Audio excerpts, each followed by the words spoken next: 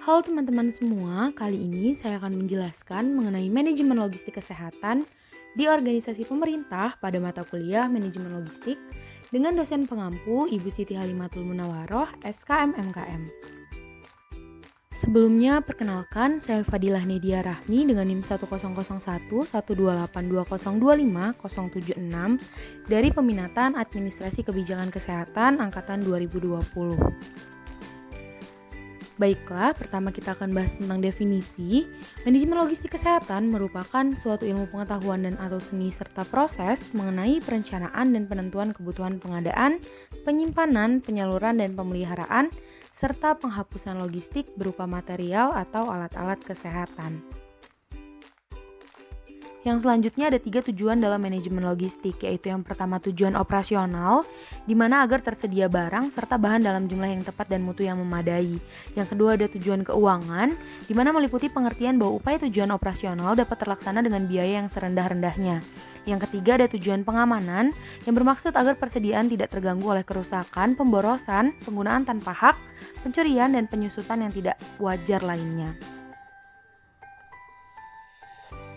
Lalu ada proses manajerial dalam logistik, di mana ada satu perencanaan atau planning yang berkaitan dengan bagaimana rencana logistik dilakukan. Yang kedua ada penerapan atau implementation dari rencana-rencana yang telah ditetapkan sebelumnya. Dan yang ketiga ada pengendalian atau controlling agar berjalan seperti yang diharapkan sesuai dengan perencanaan.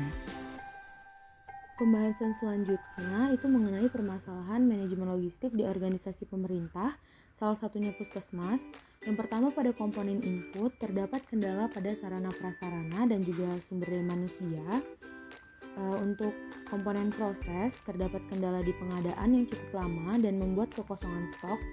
Terdapat kendala penganggaran yang terkadang tidak sesuai dengan budget. Terdapat kendala penyimpanan di mana tidak semua puskesmas memiliki gudang penyimpanan khusus.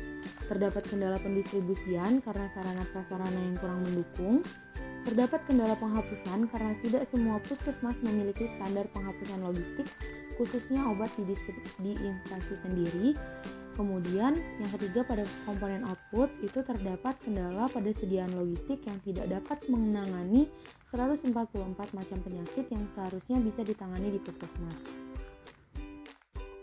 Untuk mengatasi permasalahan-permasalahan tersebut, maka diperlukanlah pengendalian. Adapun 3 fungsi utama dari pengendalian antara lain, yang pertama menjadi sarana pengelola atau pembina logistik berupa data-data informasi yang bermanfaat bagi fungsi-fungsi logistik atau lainnya.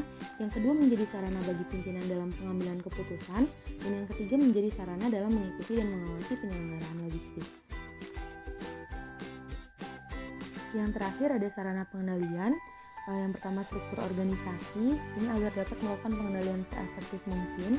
Kemudian ada sistem dan prosedur, di mana menjadi landasan peraturan yang merupakan dasar utama pengendalian.